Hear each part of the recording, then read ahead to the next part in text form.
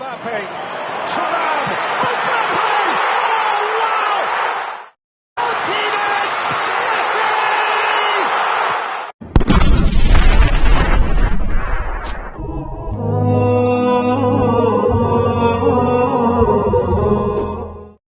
Football বিশ্বকাপ 4 বছর পর পর আসা এমন এক মহোৎসব যা পুরো পৃথিবীকে এক মোহে বন্দী করে ফেলে।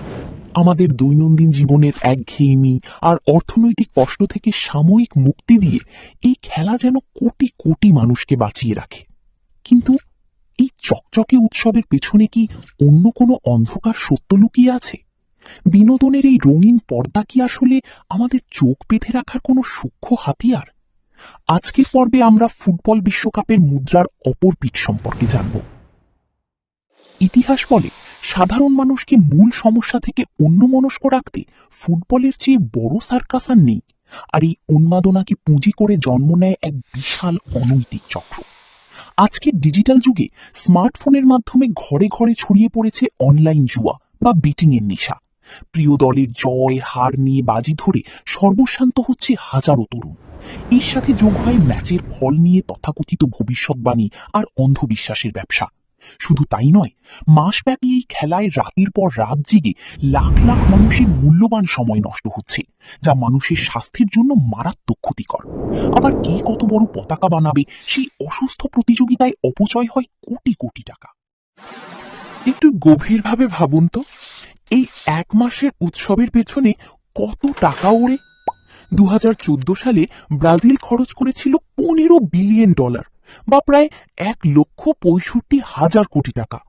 2018 সালে রাশিয়া খরচ করে $14 বিলিয়ন, আর 2022 সালে কাতার সব রেকর্ড ভেঙে খরচ করে $220 বিলিয়ন, যা বাংলাদেশি টাকায় প্রায় 24 লক্ষ কোটি টাকা।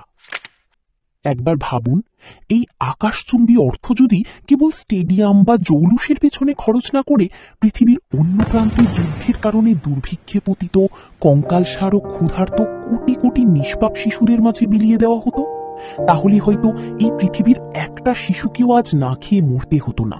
বুলেটের আঘাতে বা চিকিৎসার অভাবে কোনো মায়ের কোল খালি হতো না। বিনোদনের এই মহোৎসব কি ক্ষুধার্ত শিশুর কান্নার চেয়েও বড়? আমরা ভাবি এটা কেবলই বিনোদন, কিন্তু বাস্তবতা অত্যন্ত নির্মম। 2022 সালের কাতার বিশ্বকাপ নিয়ে বাংলাদেশে হওয়া একটি বৈজ্ঞানিক গবেষণায় উঠে এসেছে স্তম্ভিত করার মতো তথ্য।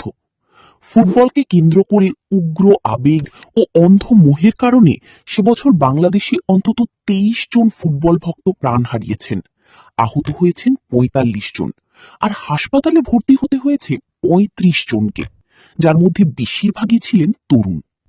সর্বোচ্চ 30% মানুষের মৃত্যু হয়েছে ঝুঁকিপূর্ণভাবে প্রিয় দেশের পতাকা টাঙাতে গিয়ে উপর থেকে পড়ে। এছাড়া দলের হারে বা চরম উত্তেজনায় হার্ট অ্যাটাক এবং দুই দলের সমর্থকদের পারস্পরিক বুলিং ও মারামারির জেরে খুনের মতো নৃশংস ঘটনাও ঘটেছে। এমনকি দল হেরে যাওয়ার পর মানসিক অবসাদ সামলাতে না পেরে আত্মহত্যার মতো মর্মান্তিক পথ বেছে নিয়েছে অনেকে। ফুটবলের সৌন্দর্য অতুলনীয়, এর আবেগও মিথ্যা নয়, কিন্তু এই আবেগ যখন জুয়া, অন্ধবিশ্বাস, সময়ের অপচয় আর প্রাণঘাতী সহিংসতায় রূপ নেয়, তখন তা সমাজের জন্য অভিশাপ হয়ে দাঁড়ায়।